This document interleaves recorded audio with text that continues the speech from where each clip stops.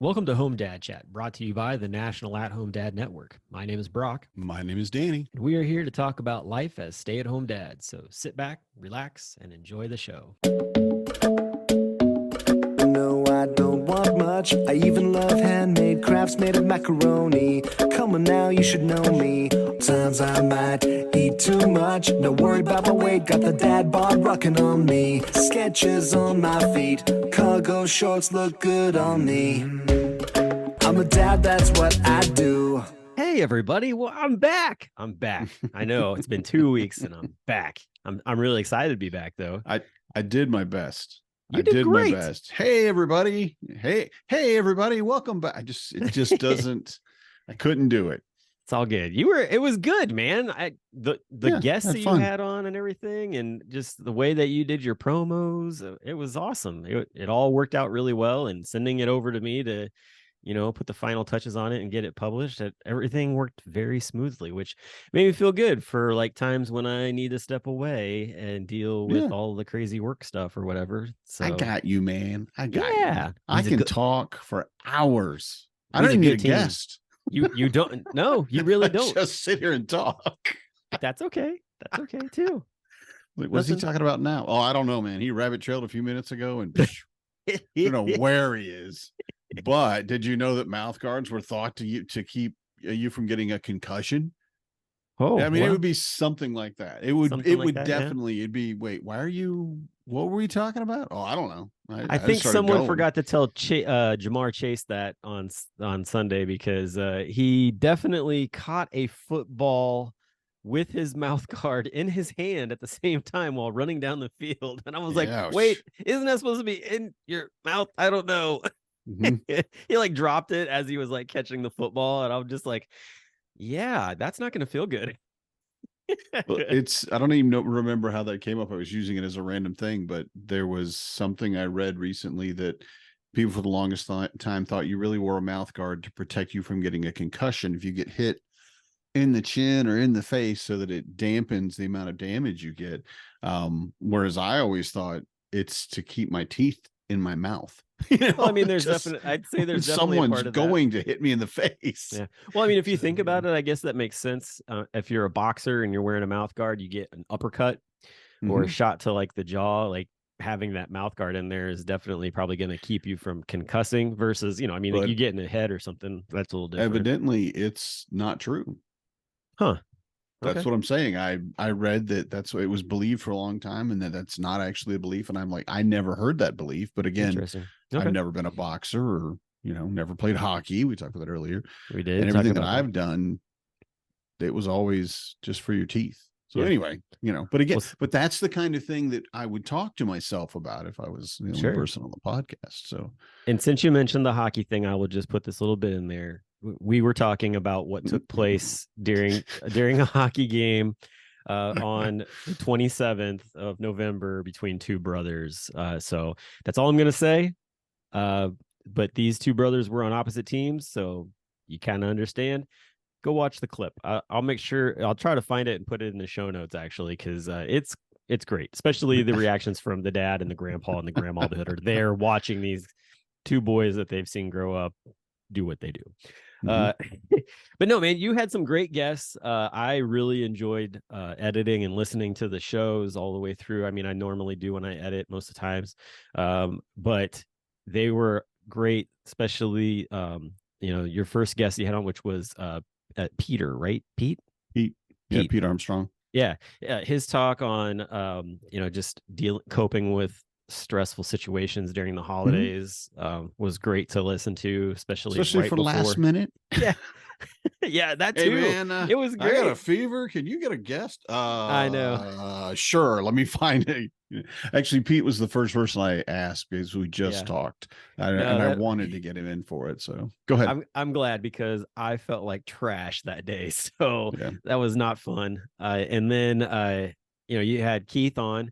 And man, I tell you, I really enjoyed listening. Like, I knew Keith was a zookeeper, but to hear sort of like the background behind kind of how that all happened, I actually, in the middle of editing, like went out to the living room, and Corey was out there doing some work, and I was like, listen to this, like, Keith was doing this, and I was like, and this is how he got into it. And the fact that he stated that he wanted to do marine biology and then like did some research and realized like that maybe isn't the lane to go down, and then started looking into zoology and zookeeping. Mhm. For me, I was like, this is awesome, because that's what Hezekiah always says he wants to do, is he wants to be a marine biologist. And I'm like, but he's really good at talking like someone else. Mhm. And It's from his mom. I sure, yeah, definitely. But yeah.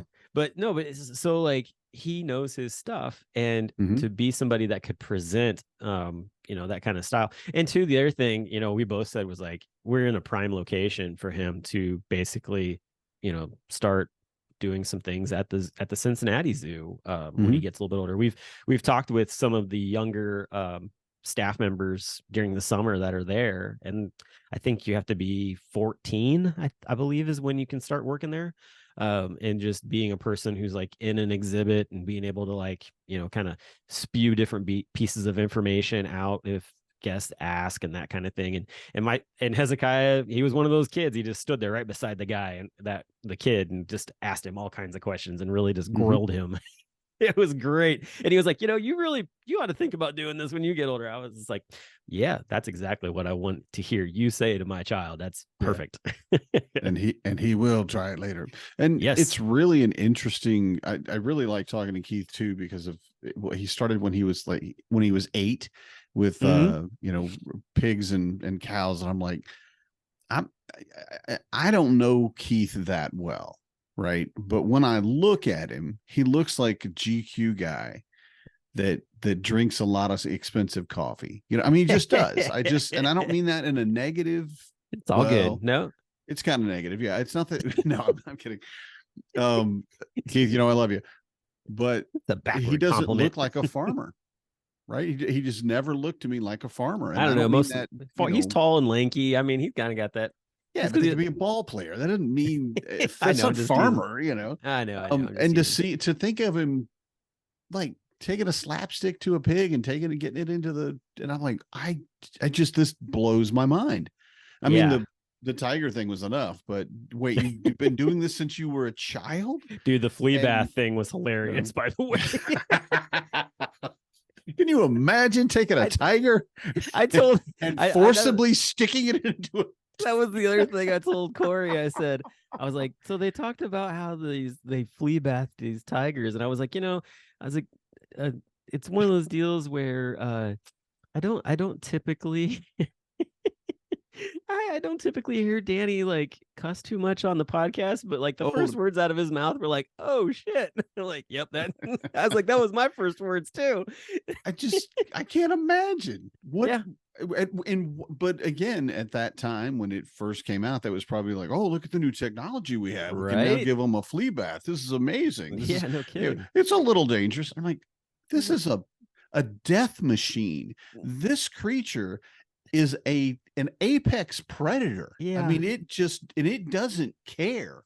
It's like your house cat who really gives no craps. It will do whatever it wants to do, right? Yep. But it's 900 pounds or something, and it can leap over like an elephant. I mean, it's just like, what in the world? It's time for your forceful baptism. Yep. I'll make you. And it's not even just water. It's just chemicals. It's a flea dip. That's the worst idea I could imagine. I get it. But again, I'm glad I was not a zookeeper at that time. And I'm definitely not cut out to give giant death machines flea baths. That's But it was it was a very entertaining podcast episode. Oh, good. I'm glad you liked listening to it. Definitely. Yeah, it was a lot of fun. And I mean, and Keith's a really fun guy, and he is. He does really well when it comes to, like you're saying, like his presentation on things. Like he's really good. He's a presenter. And that's what, I think a lot of members, if they don't know him, are going to see over the next year with him coming in and doing different aspects of presidency. JHG was very similar. He liked to do that kind of stuff, but I think you're going to see that maybe just a tick higher scale with just the way that Keith brings that into things. So I'm very excited for that. And also too, like, that's great. Like, I'd rather go up I'd rather see the organization and its presentations of people and topics go upwards than go downwards when there's a changing of the guards. Mhm. So that's really Yeah. exciting. Keith's got a defined trajectory for where he wants to go and where he wants the organization to go.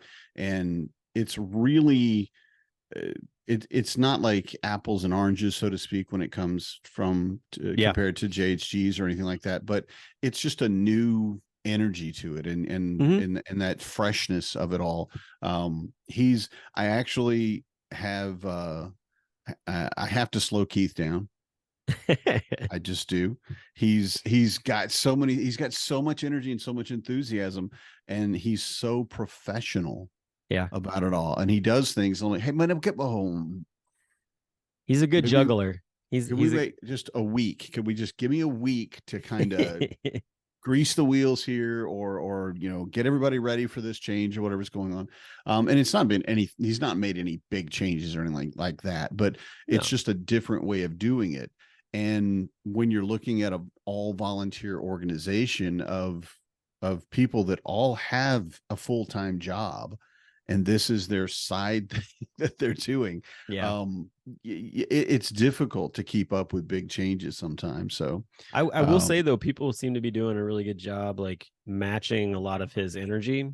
As far as things go. I mean, I know, him taking over Home Dad Con in Milwaukee last year and running with that with Greg and doing those things, like there was definitely like this smooth operation going on, and then coming out of that and going right into St. Louis, it's like there really wasn't a breath. Like it was like an immediate, we're going into this, and it wasn't anything of like, oh my God, we got to do this. It was just like, all right, this just feels normal to just continue the conversation. We've already got grease on the wheels. Let's just keep the train moving down the track. And it's been really impressive to just kind of see how all those different things are being implemented. So it's great that we have that. And like I said, I'm really excited for the next year. And it seems like we've got lots of interest from things outside coming in,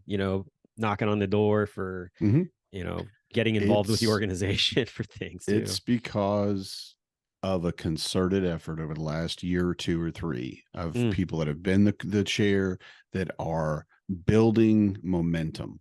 And that's really, if you're running an annual convention and we're going to be running this every year, we might as well get those things set up. I mean, if we could do it in the same city every year, well, we'd be golden. I mean, it would be so easy to get long-term contracts with people. And, even with just a hotel, say, hey, we're going to bring our convention to, say, St. Louis every year for the next 5 years. We'd like a better discount. We are a nonprofit, so we want to see where we can, if we give you a 5-year contract, we'll be there every year. Can we knock off whatever amount of money? Right. And that momentum, though, still transfers when you're looking at the development of the committees, the planning committee, and making it an actual, like you have. And I don't know how you inherited it, to be honest, but being more of an actual formed professional almost committee doing a thing, like you said, rather than, hey, this year who's going to do it, right? And that's for the longest time. I mean, it's 27 years, right? So we were just a bunch of volunteers just hanging out and saying, hey, you want to have a convention?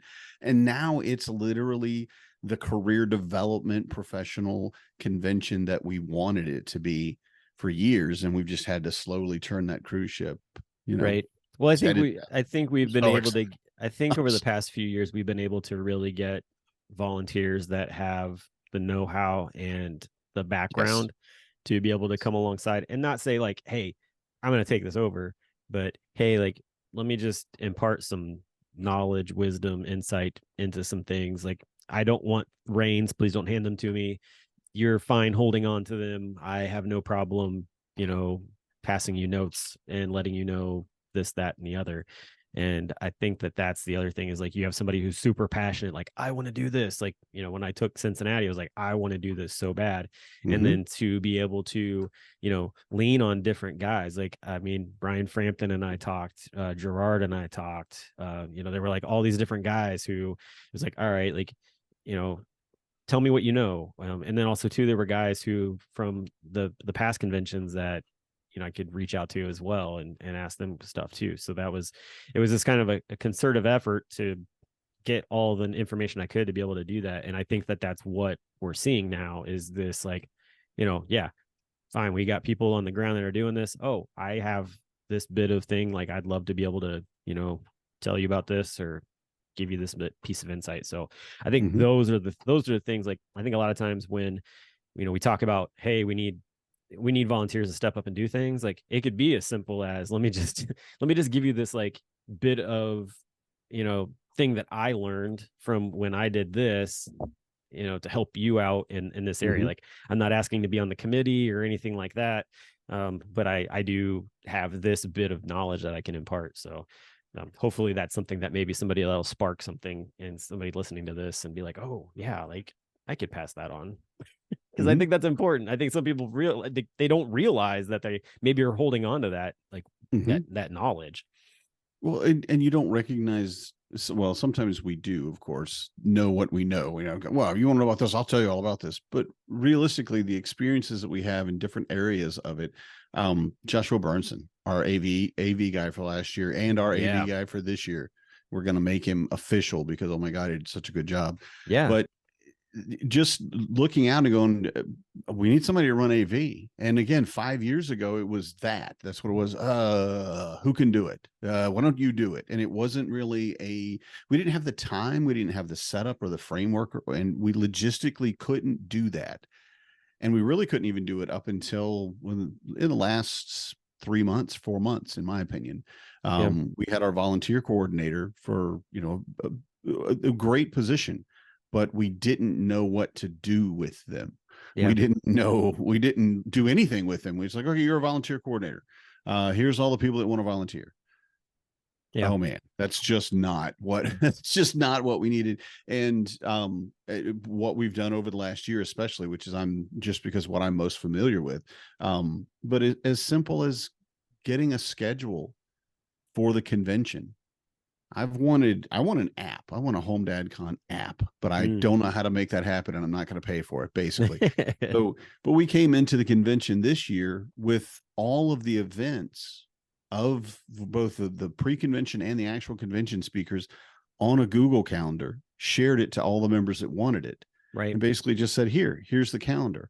And beyond that, Keith had already set up a schedule for the day to day of where everybody needs to be and Yep. where we have needs of people.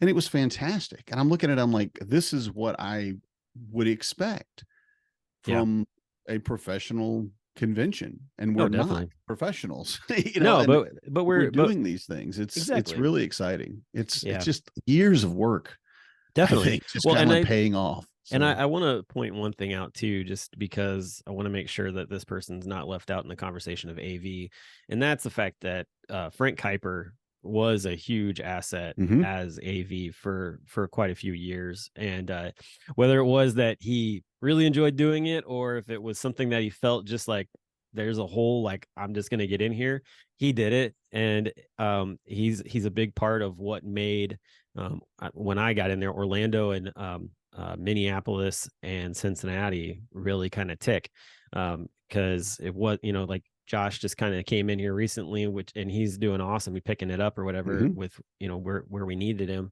But I really am appreciative of the things that Frank did, and Mhm. he did a great job of really keeping track of a lot of the equipment, Mhm. which was huge because we really didn't have like an inventory list of any kind of thing. And so between Frank and Matt Strain, the two of them, like, they really worked to kind of get that set up. So it's like, all right, we know what we have. And then also too, like, sometimes things, they age out.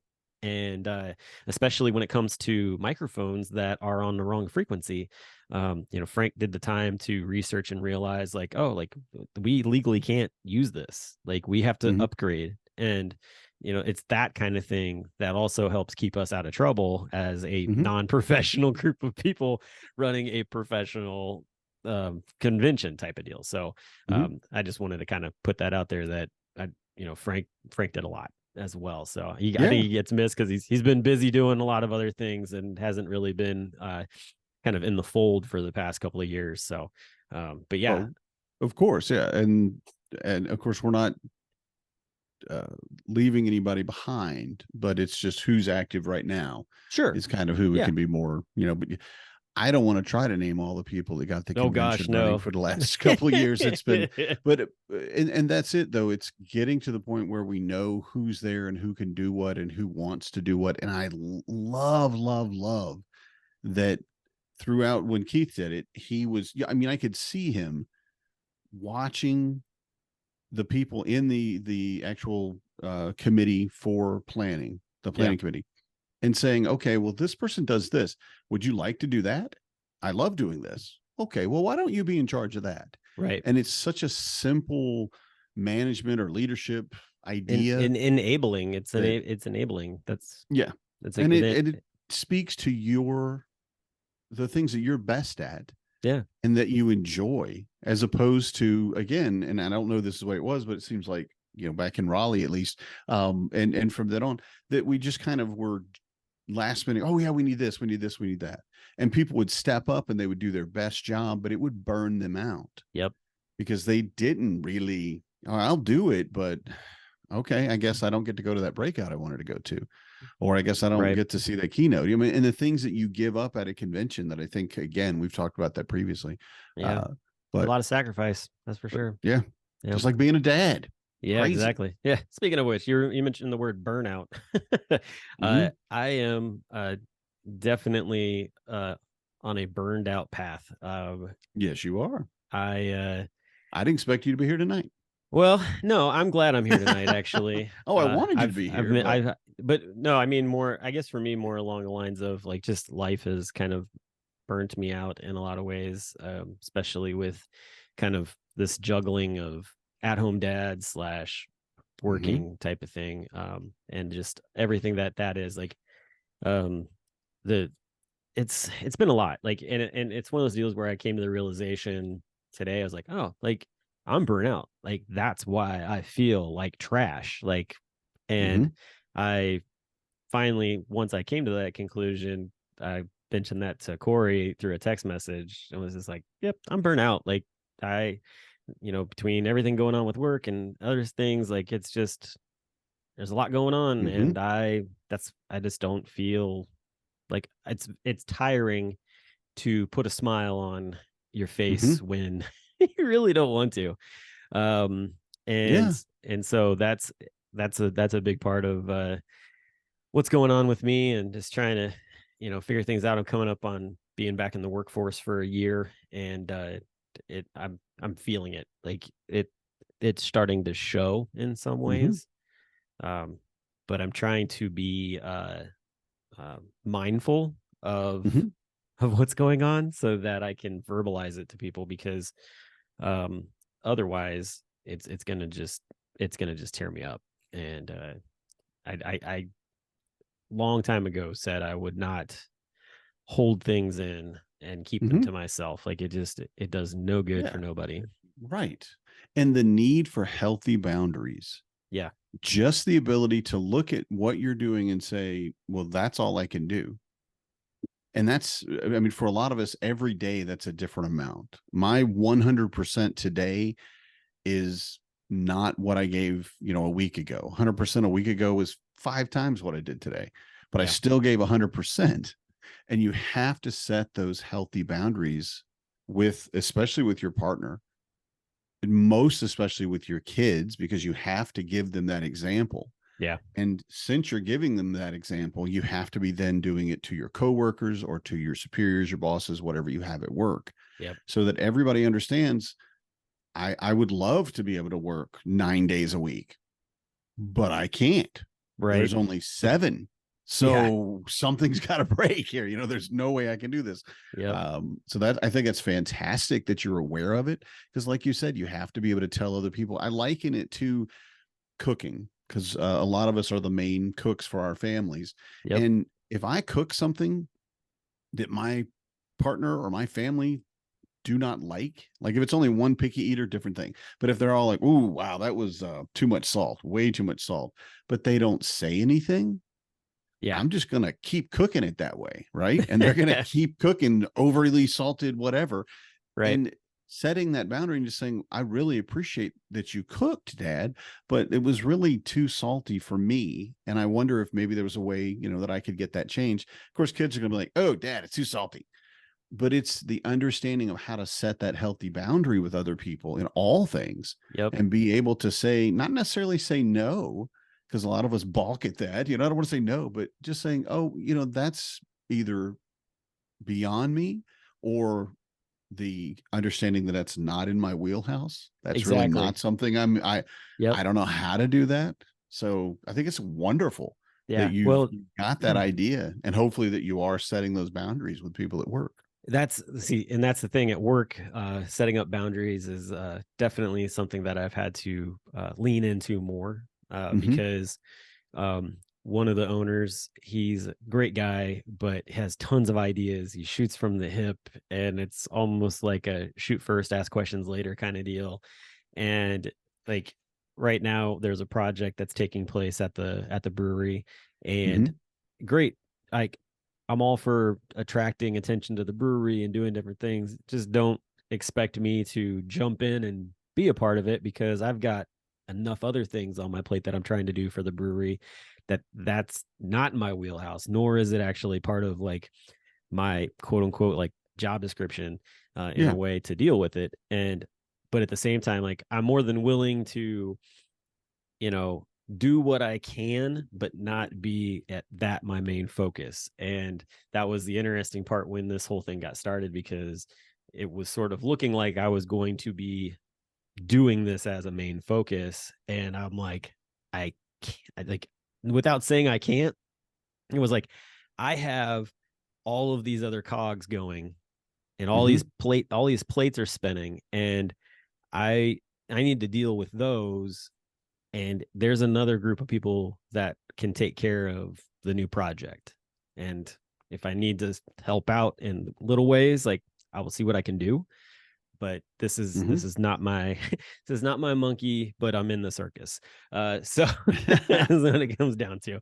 And that's been doing pretty well, honestly, because it's one of those deals where it's like our social media marketing director came to me today and was like, "Hey, I've got this idea for like how to like help with this thing." And I'm like, "All right, cool. What do you want to do?" And she's like, "I just need to know like what dates are open in the brewery so that we're not stepping on toes. And then like all you have to do is basically create the event on Eventbrite. We'll get it pushed out and go from there." And I'm like, Mhm. "Perfect. Like I can do that. That's totally within the realm of things that I can take care of."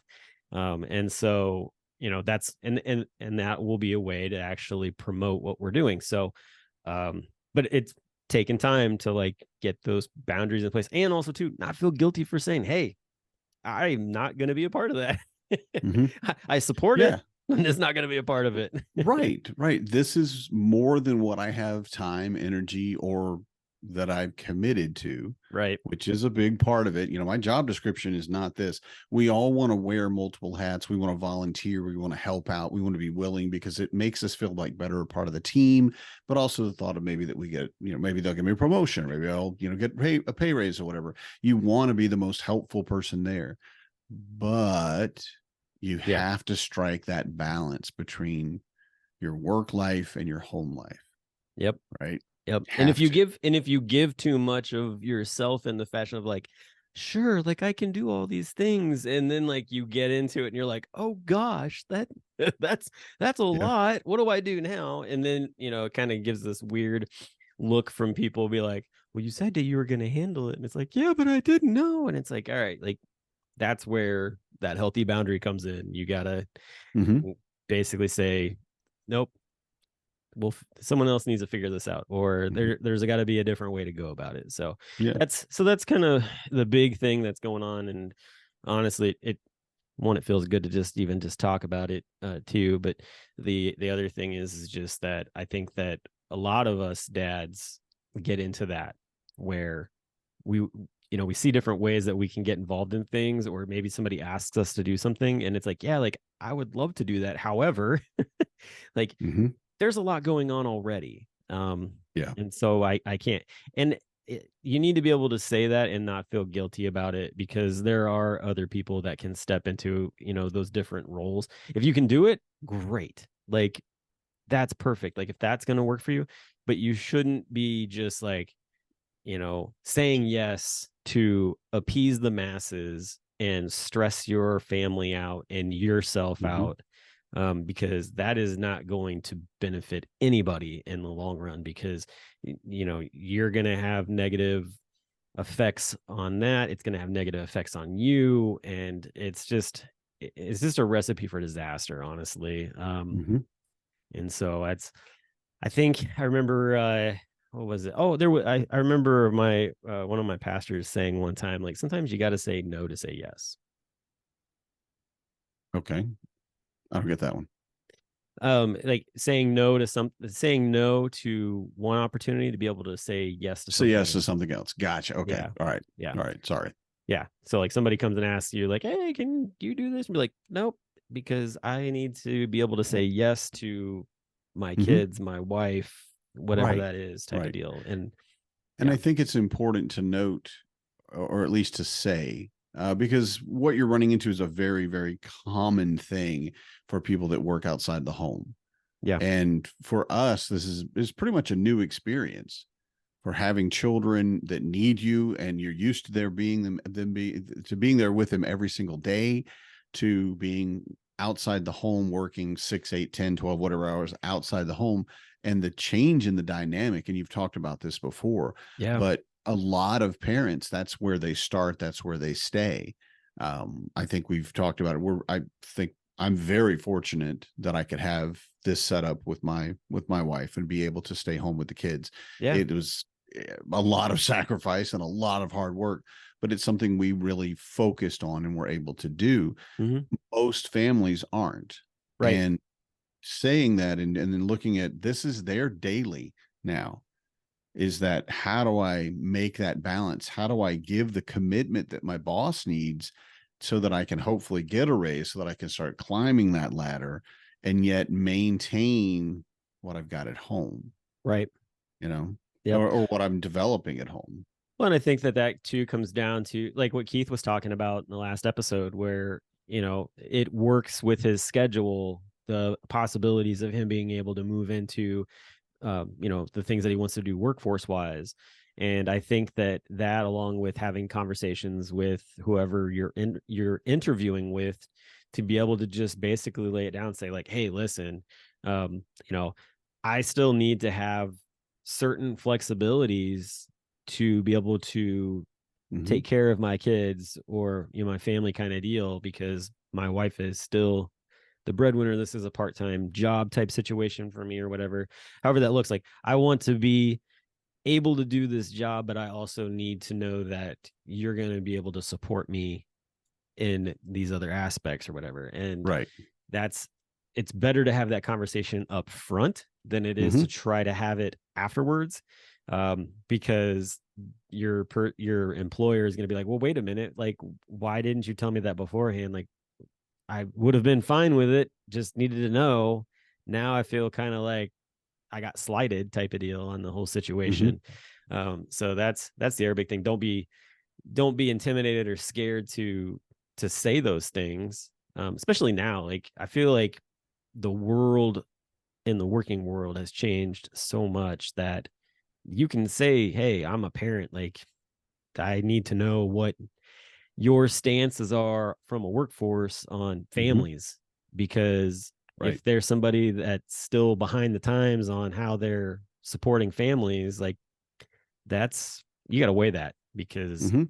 that's gonna be an obstacle that you might not be able to maneuver, and Yeah. that might be something that they need to figure out. And you coming in being like, I'll be the revolutionary that'll do it, no. Do not try to be. You do not need to be William Wallace Mhm. in that You don't William Wallace that situation. one. Yeah.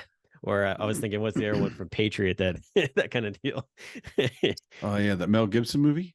Yeah, Where the he other one. went absolutely ham with the hatchet, and his kids Yes. are, and he's like, "Don't watch, kids. I'm gonna kill everybody." And I'm Yeah, like, I'm taking them out. oh wow, okay, Exactly. okay. I My will dad's a wash the psycho. dishes, Dad. I Yeah. will mow the grass. Yes, I with a scissors, sir. Yes, sir. Please don't I'm go taking crazy. out the garbage right now. I promise.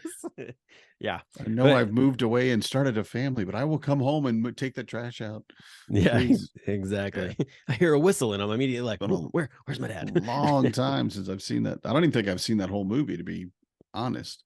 But It's anyway, been a while. yeah, But yeah, yeah. yeah, yeah. So that's basically what's been going on. But I will say that aside from all that, Thanksgiving was really nice with the family. It was good to go home and see mom and dad and my Good. siblings and my grandma and just spend some time with them. Got to do a little Clark Griswold National Lampoon Christmas Vacation lighting stuff with my dad. So Cool. felt very much like it was just me and dad. So you know, at different points, like he was on the roof and he's like, I think these lights are out. And I'm like, you come down, I'll go up and check it out. Like, I don't need, 63-year-old Jew falling off the roof. Come down. And so I'd go up and I was checking lights and stuff. Oh, Yeah. old people. Yeah, I know, right?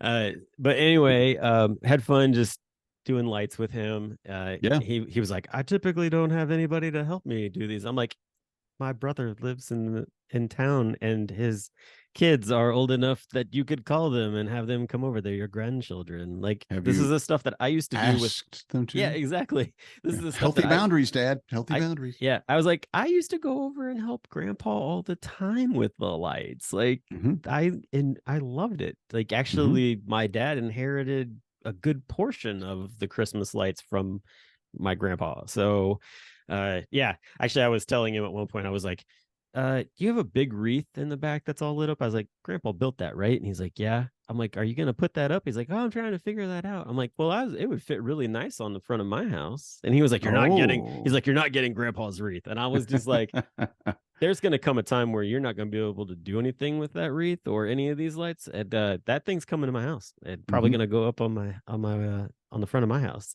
He wasn't happy about that.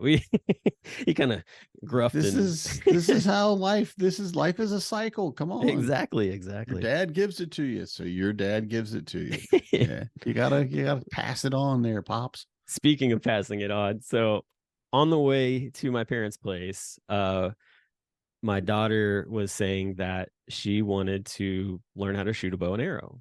And Hezekiah was he's starting to kind of get into music a little bit more and stuff, and he actually has to listen to like this CD that has like his Christmas play stuff on it. And I was like, man, he really needs a CD player.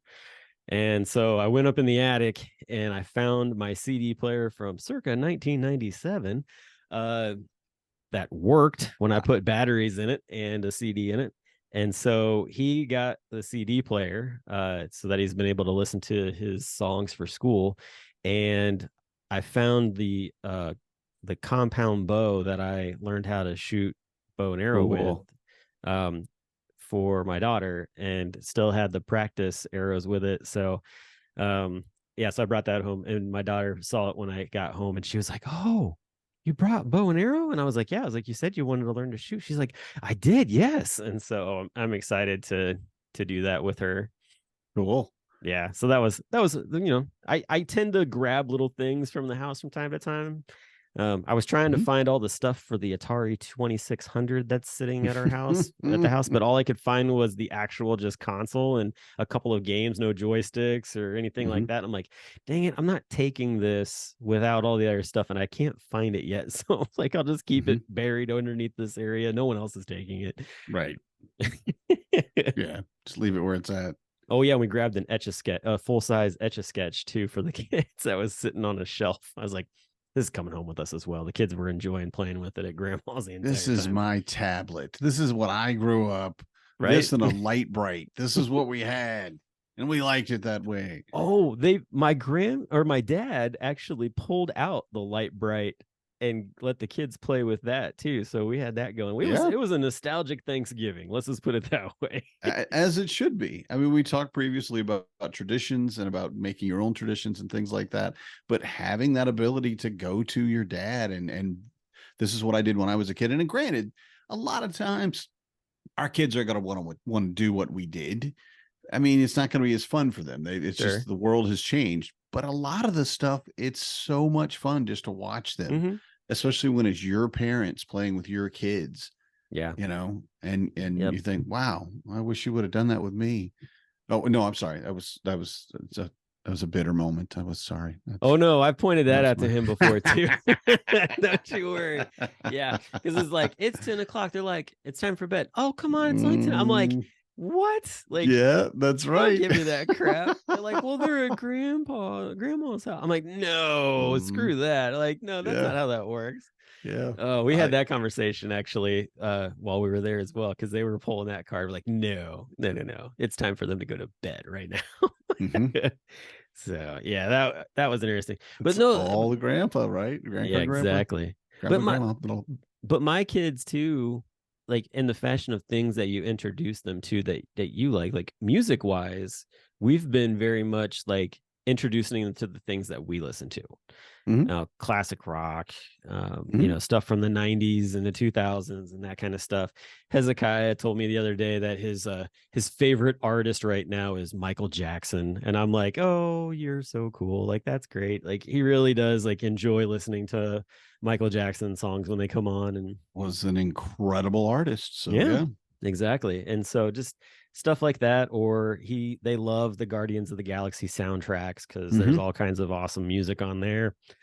So they've gotten into that, and that's the fun stuff. Like when we were actually home too, we met up with a good buddy of mine from high school who he runs a podcast where he talks to people about music, and he's brought on different people and stuff like that. And we were kicking around the idea of doing a podcast where we just talk about like how parents introduce their kids to music. What's that look like? And we're still working on it because we were going to meet up and then things didn't work out. But it was just fun to sit in this like really cool like cocktail bar that I would have never had expected would ever come into my like neck of the woods back home, and just sit there, and we drank old fashions and chatted about, you know, what that would look like. But he's started to, you know, take one of his kids to concerts that he likes to go to, and now his son has really gotten into it with different areas. Cool.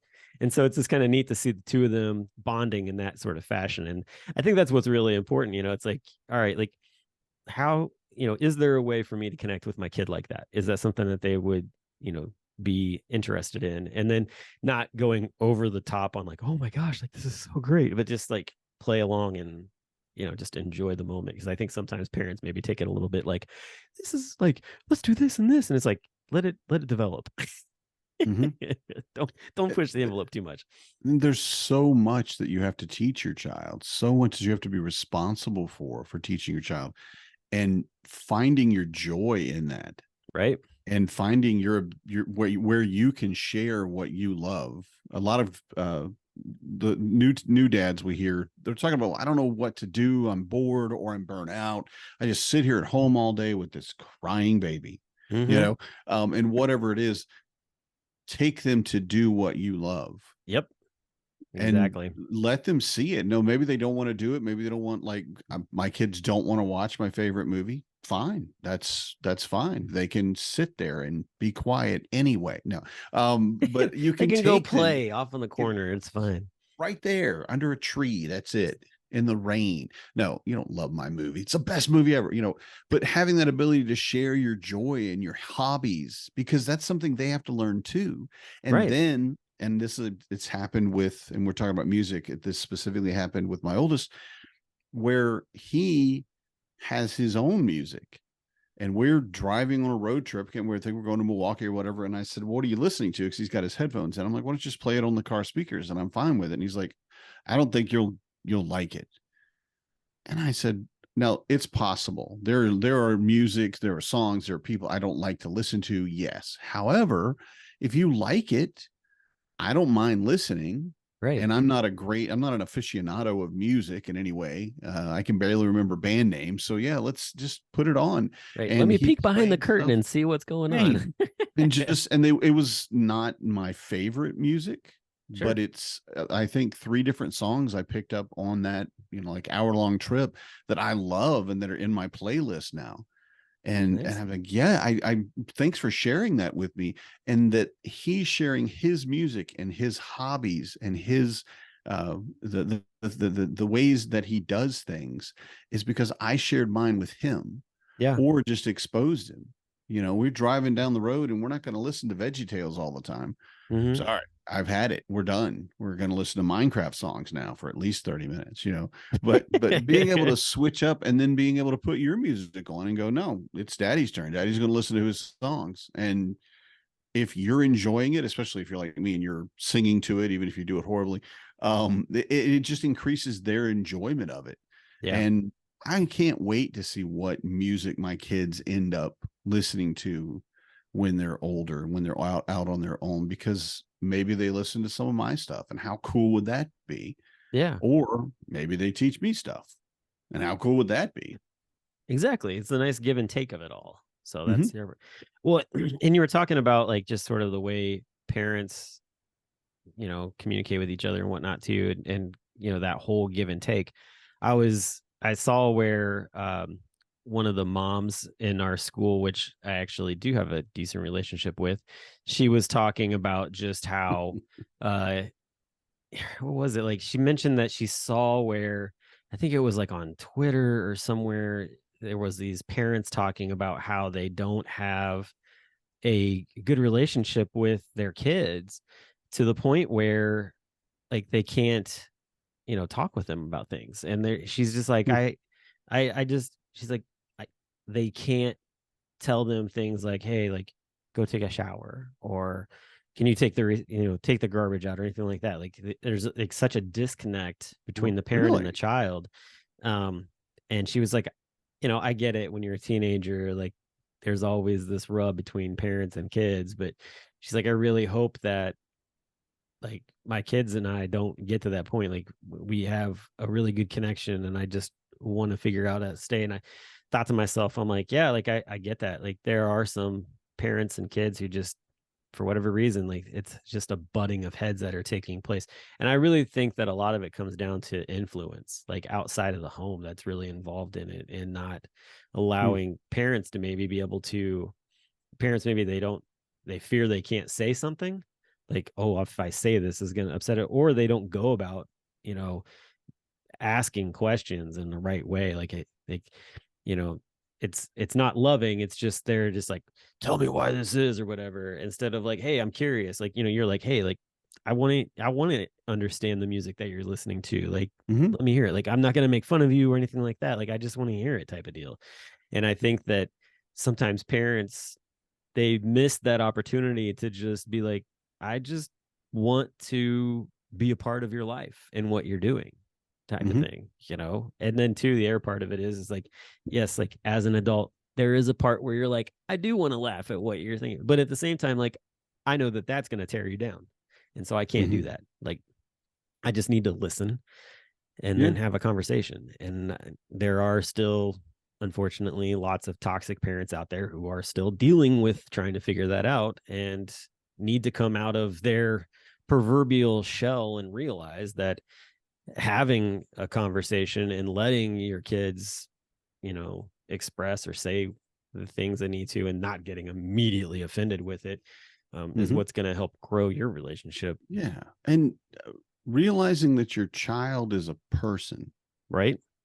it's such a hard thing, especially my generation. Previously, you look at Gen X and boomers, and it was like, no, my child is my child, and they do what I tell them to. And the old kids should be seen and not heard. Mm, And that whole mindset yeah. it has changed for most people, but it needs to be completely eradicated, because you have to look at, like, I was telling Fabian, and he's 17 now. So it's been about 2 years where I've told him, you're not an adult, but you're definitely not a child. And I'm not Mhm. going to look at you that way. And I'm going to give you responsibilities, and I'm going to give you expectations. Right. and I'm going to give you direction wherever I can, but there's more and more things that you have to make the decision. We went to go to the doctor, and I said, you have to answer these questions. You have to say them loudly.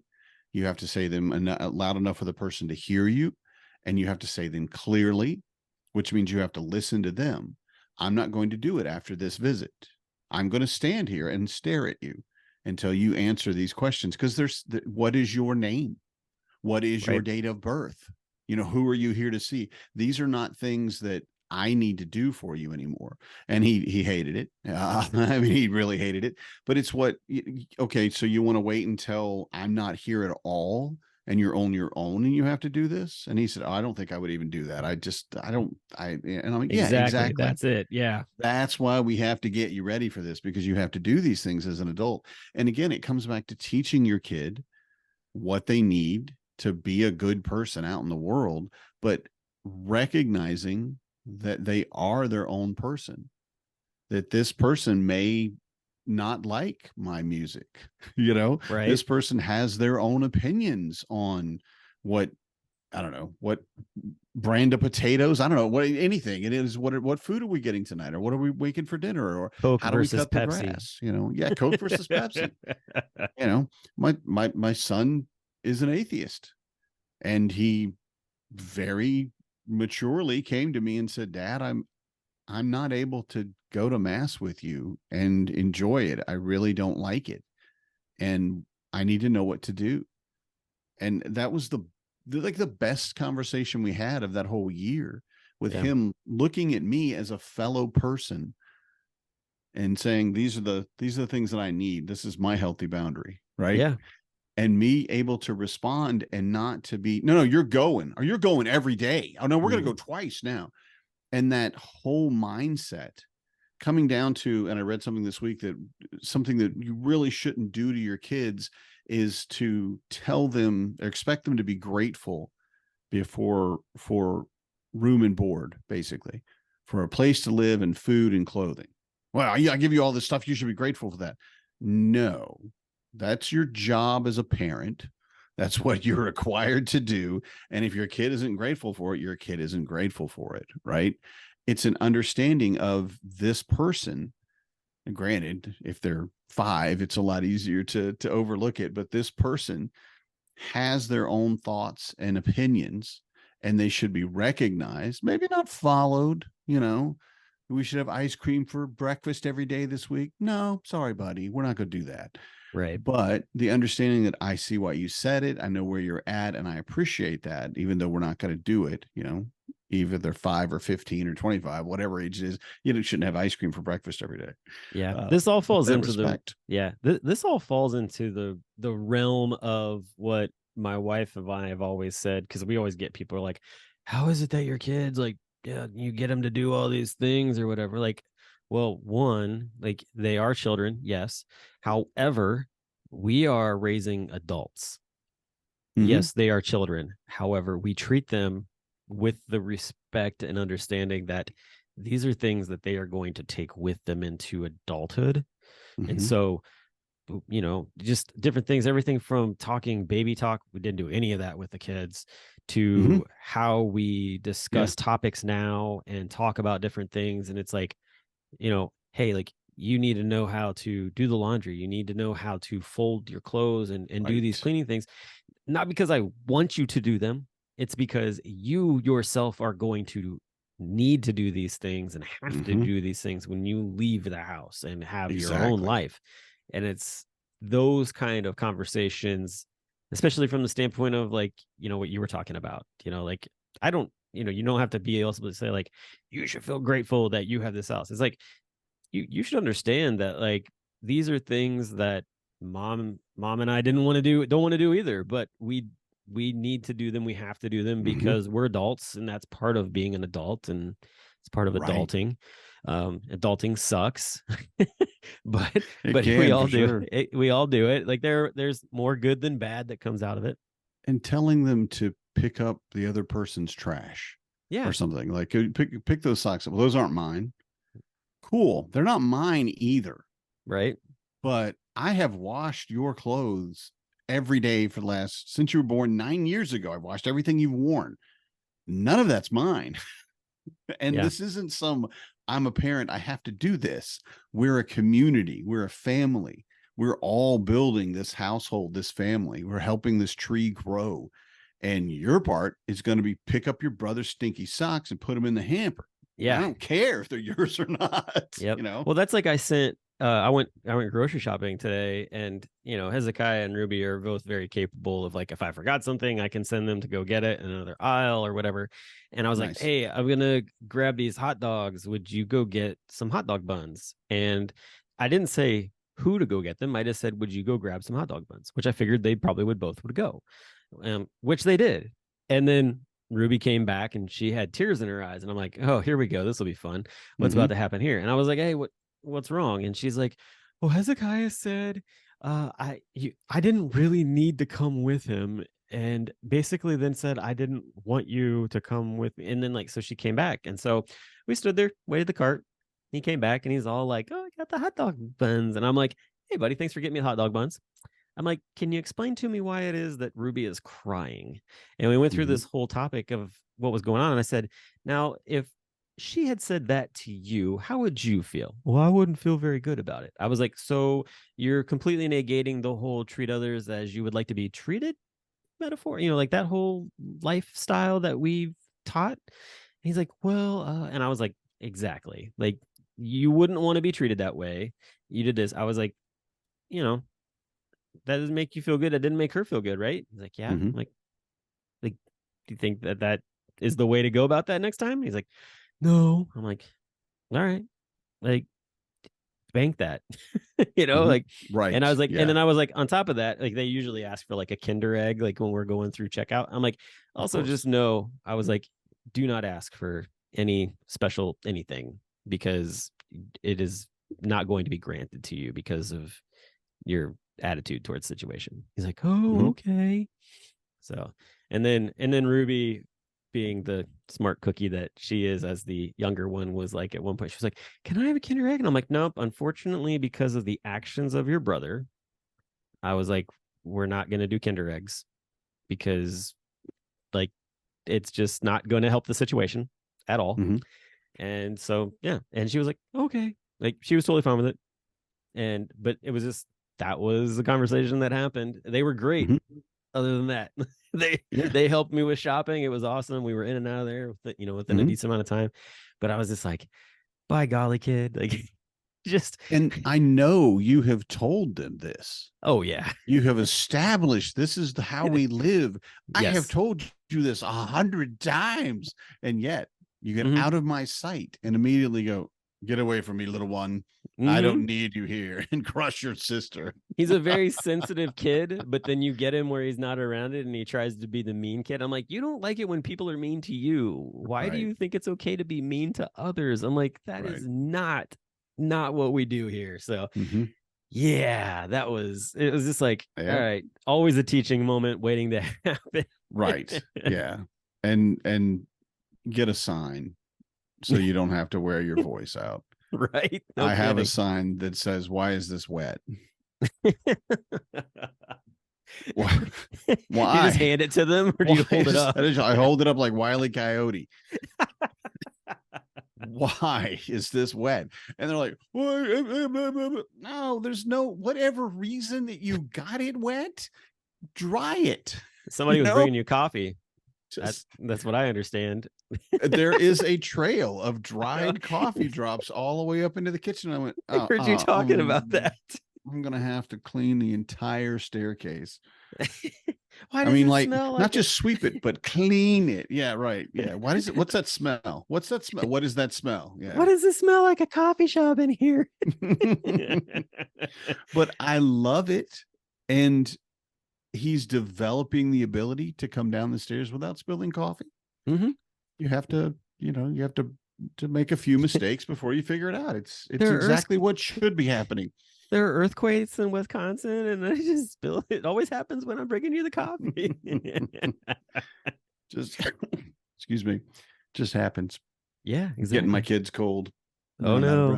Oh no. All right. Well, I think that's a good place to Of stop course. anyway. So it's been great catching Yeah. up and everything. Yeah, we didn't even And, talk about half of them. We got so much to talk about that it's all for good. next week. We'll get into it for Holidays, next week. Festival of Lights. Yeah, let's talk about this next week. It's all good. We'll talk about more next week. But All right, man. yeah, we're doing well on this road to the end of 2023. So I think we're gonna Season definitely 4. hit 100 and we're gonna definitely hit 150 episodes for this year. So total for the time span. So that's gonna be exciting. It's fantastic.